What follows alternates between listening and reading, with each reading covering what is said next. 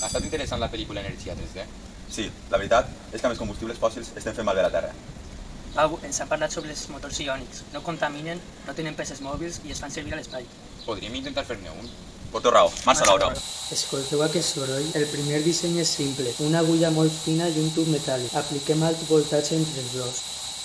Però hi ha un problema. Si el voltatge és massa alt o el disseny no és suau, salten espurnes.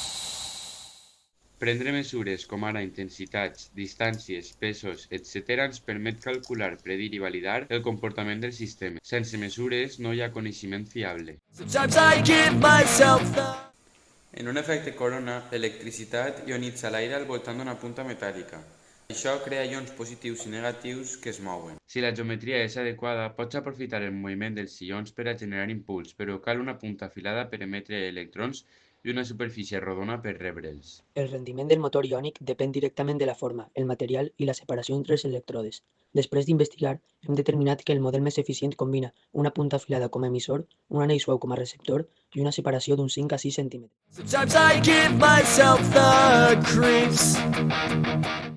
Ara combinem el millor dels dos mons. Una tira de níquel amb punxes al costat negatiu i un anell metàl·lic suau al positiu.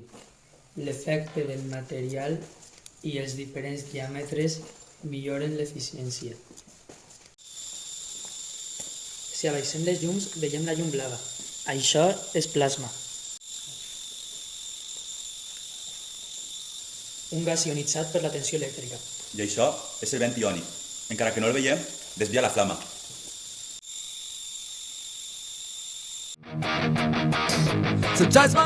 Ara combinem els dos models utilitzats combinant una tira de coure amb punxes i un tub metàl·lic que millora el rendiment per fer efecte cascada i millora el direccionament del flux.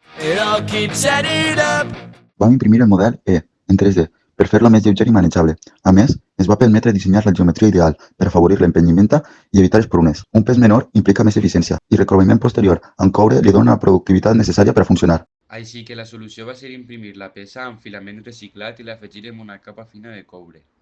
Per poder fer la cobertura metàl·lica sobre una peça impresa en 3D, cal convertir-la primer en conductora. Ho aconseguim aplicant una capa de grafit en spray. L'electrodeposició és un procés electroquímic on el coure es deposita damunt la peça que fa de càtode. La reacció redox, reducció i oxidació, consisteix a reduir ions de coure 2 de la dissolució, que guanyen electrons i es converteixen en àtoms de coure metàl·lic que s'adhereixen al càtode. Anem a preparar una dissolució 1 molar de sulfat de coure per recobrir les nostres peces de plàstic de coure amb el nostre cristal·litzador.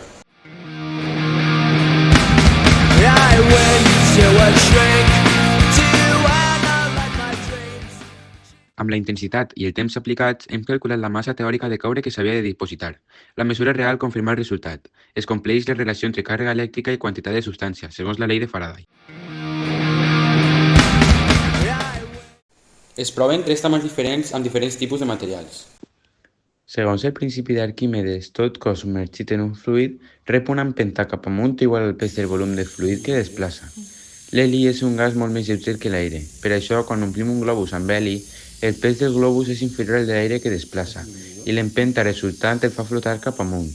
Amb aquests dos principis tan importants com antics i amb la tecnologia iònica.